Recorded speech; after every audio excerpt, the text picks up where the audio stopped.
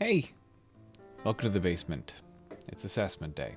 So this is going to be quick because I just have to tell you where the assessment goes and my expectations for turning it in a way that honors the assessment criteria. Let's put the computer screen on and walk through where you're headed. Everything for today is going to be under this assignment scheduled to post 7:55, 6.27 Persepolis IO Part 1. That's because this is a two-part assessment. Today you are doing your 2-minute IO, remembering that the real thing when we get to it will be 10.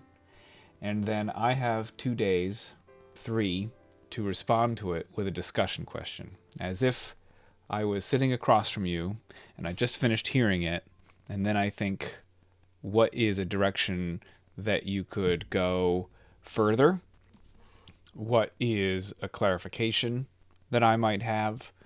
What is something from elsewhere in the text that I want to know more about because what you've presented so far may seem incomplete or have worthwhile connections? Like your response could have been complete, but my question may say, well, what about this then?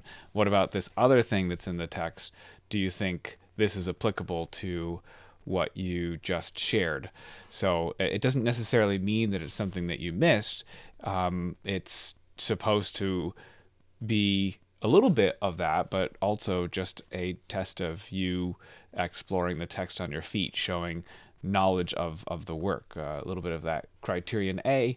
And then also, since even though you have only 10 bullet points to work with on the final assessment, 3 bullet points here, your discussion question answers is your unvarnished self, you responding to a text without prep.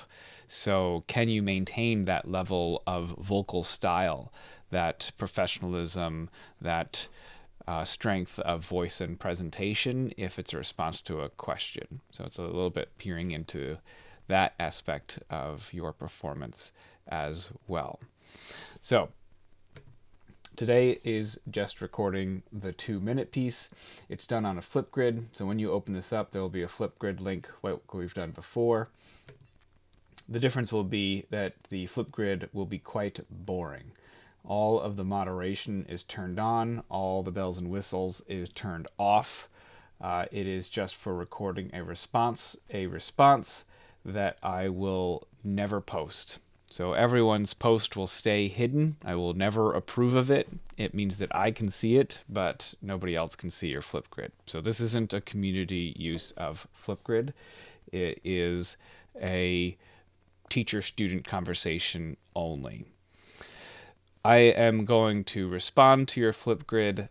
I am still working out exactly how I want to do that. Loosely, all the IB English ones are doing this with Flipgrid, students recording, teachers recording the question, and then students recording their answer to that question. I think this needs to be as on your feet as possible to be doing what we want it to do, which is to get you prepared for the live version that we will do, because it will likely be set up as, at this point, some sort of one-on-one Google Meet. Stay tuned. There's things that we still have to clear and set in stone amongst ourselves, and of course, with any new use of technology. So my thinking is that I want to record them and then upload them as close to Friday morning as possible. So while you will still get the whole class on Friday to respond to it, I really don't want you to be receiving my questions on Wednesday, because that gives you 2 days to prepare your question answer, and that doesn't make sense because we're trying to mimic being across the table from each other. For today's class, the assignment that's due today, the outline form, I've just tweaked the due time to 8:30, which gives us about 35 minutes for last questions. So I will boot up the Google Meet. I'll be sitting there for extra help.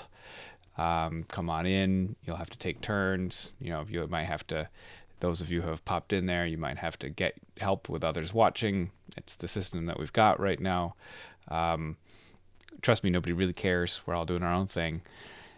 At 8:30, that has to be turned in, and you do need to turn in the IO form. So you can read from your IO form while you're doing your Flipgrid recording for the assessment, but it needs to be turned in at that point because we can't be making any last-minute tweaks because you're supposed to have the IO form in my hands ahead of time for our final assessment.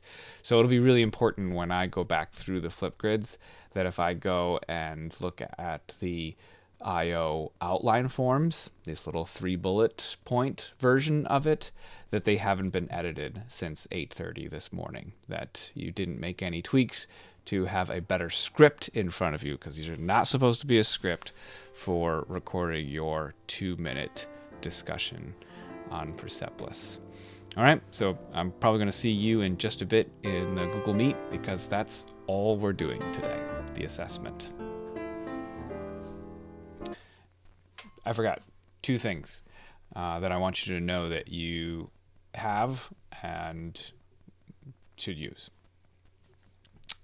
Be sure to check out the video that I posted yesterday about local context. That will help you improve your thesis and make sure that when you talk about a global issue, that you're talking about the global issue in a way that is right for this assessment. And then number 2 is I will have updated PowerSchool with your last IO grades and have turned back that rubric, which once you check it out, you might come find me and say, oh, I don't want to do that again, or am I doing that again, right? So if you're doing something right, I want to do it again. If you're struggling, I want to make sure I don't do it again. I imagine that seeing the numbers, you've already seen the feedback, but I imagine seeing the numbers, now that you know how the feedback equals numbers, may have you stopping in to look for some support. So that's a big reason why the Persepolis outline forms are open until 8:30 to be turned in, so that if you want to make some tweaks, there's still time to do that this morning.